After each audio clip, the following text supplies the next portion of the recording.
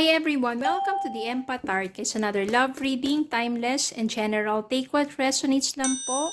Maybe some part of the reading makaresonate kayo or hindi naman kaya. Iba't ibang mga energies, iba't ibang mga love connections. Pero ano kaya yung mga gabay, aral sa buhay, pag-ibig, and life in general ang ating mababatid sa reading na ito. Spirit guides and may messages anong love connections ito, lessons in life, guidance na nais yung ipabati sa amin, mga gabay at aral sa buhay, pag-ibig, and life in general. Send me messages. Yan, send me more messages sa Spirit Guide.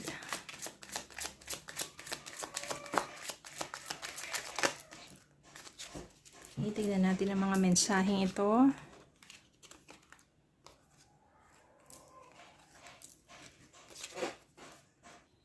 We have here the Death, 5 of Pentacles, 6 of Wands, 2 of Pentacles, Page of Swords, 9 of Swords, Strength card, the Magician, 10 of Wands, Queen of Pentacles, tagin natin dyan, High Priestess, and Knight of Wands. Papatayin sa bottom of the deck, 7 of Pentacles. Simulan po natin dito. I can sense here na ito yung nangyari sa inyo. 5 of Pentacles. Maaring ito yung mga panahon na talagang sobrang naghihirap ka. Maaring nararanasan mo sa ngayon o maaring ito yung pinagdaanan mo. Sobrang naghihirap ka. Ito yung mga times na nag-break kayo o nagkahiwalay kayo ng person mo at the same time wala kang trabaho, wala kang pera, lahat-lahat, sobra. Ito talaga yung parang lugmok ka, struggle. Nakahiwalay nyo lang o wala na kayo ng person mo, tapos wala ka financially. Sobrang hirap talaga ng naranasan mo dito. Ayan o, financial hardship, meron dito struggle, adversity, diba? Parang you are left out feeling sobrang bigat naranasan mo. And dito rin, 10 of Wands. Parang pasan mo yung daigdig dito eh. Parang overloaded na. Yung burden na pinapasan mo, sobra-sobra na. Hindi mo na makayanan pa.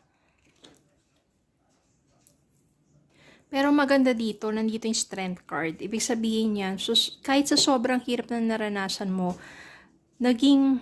nagpapakatatag ka, nagpapaka-strong ka, na nandyan, kailangan mo maging focus sa buhay mo para at least hindi ka manatiling nakalugmok.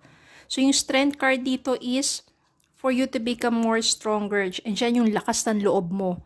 Parang, okay, nagkahiwalay na kayo ng person mo, walang-wala ka, pero anong dapat mong gawin? Mananatili ka na bang nakalugmok? Hindi.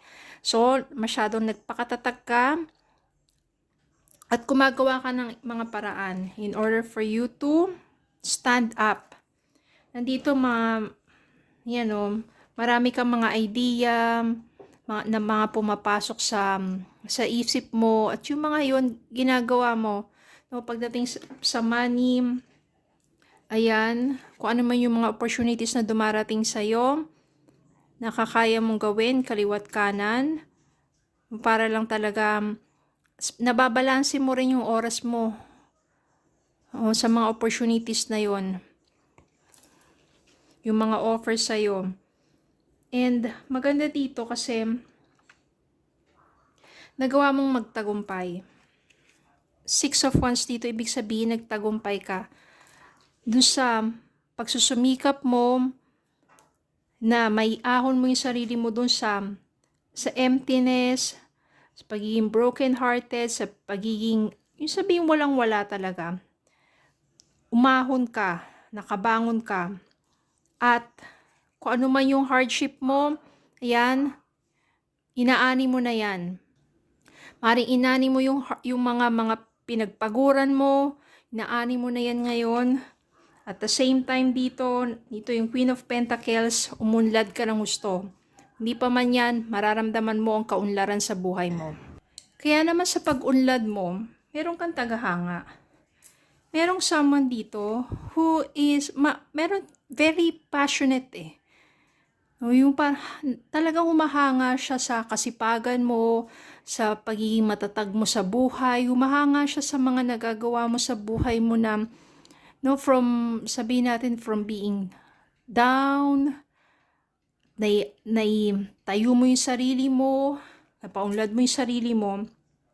At meron naman dito, yung person mo, nagkakaroon na siya ng mga pagsisisi, so much regrets.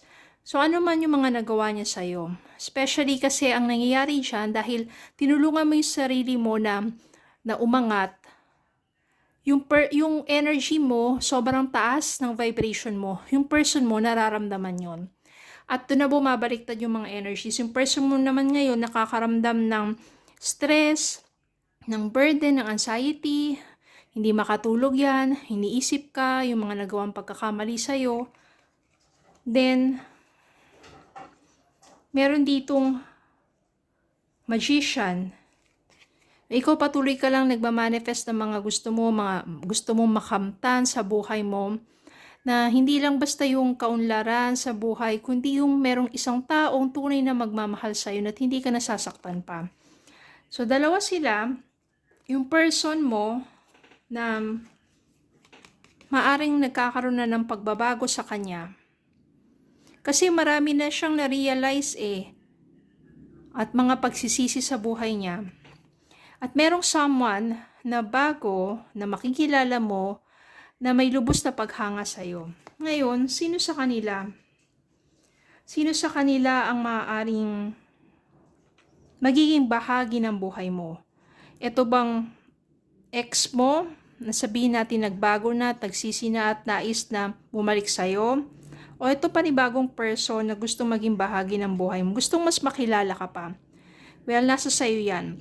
Kaya lumabas dito yung High Priestess, ibig sabihin nasa sayo yan, you know sa sarili mo, alam mo sa sarili mo deep inside, kung bibigyan mo pa ng pagkakataon tong taong to, dahil mahal mo naman talaga siya pero dahil doon sa pagmamahal na yon, nasaktan ka, nalugmok ka, bumangon ka, umunlad ka, lahat ng pinagdaanan mong hirap na yon turns you into a stronger person and leads you to someone who is prosperous, wealthy.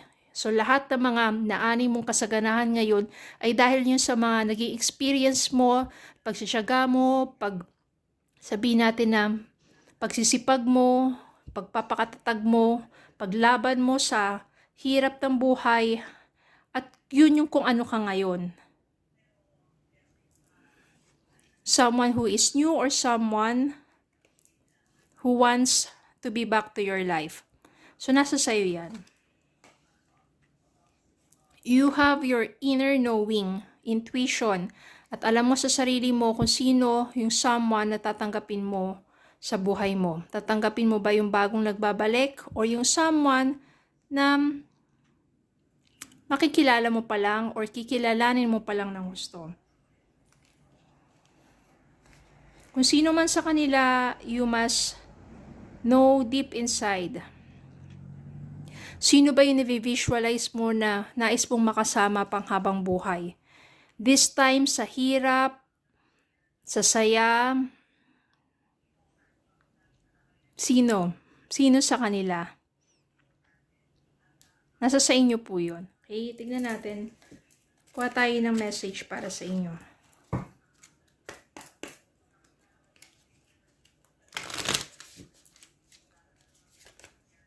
Open your eyes. If someone shows you who they are, believe them the first time.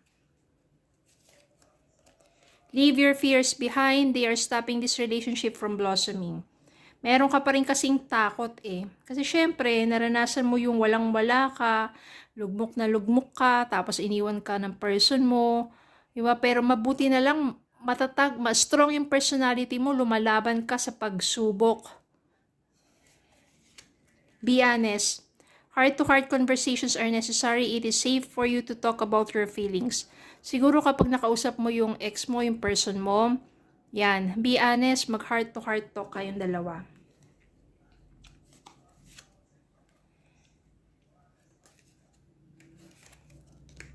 True love. This is the romance of a lifetime. True and lasting love is here for you. Sino ba yung true love mo na yon? Again, High Priestess, inner knowing.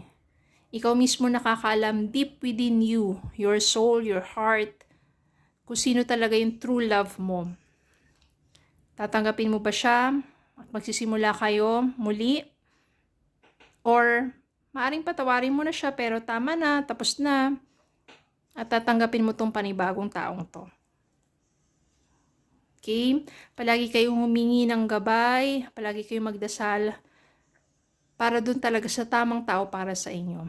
So, yun lang po. Maraming salamat po for watching. Please don't forget to like, share, comment, subscribe para may Facebook, TikTok, and YouTube. Have a good day po and God bless.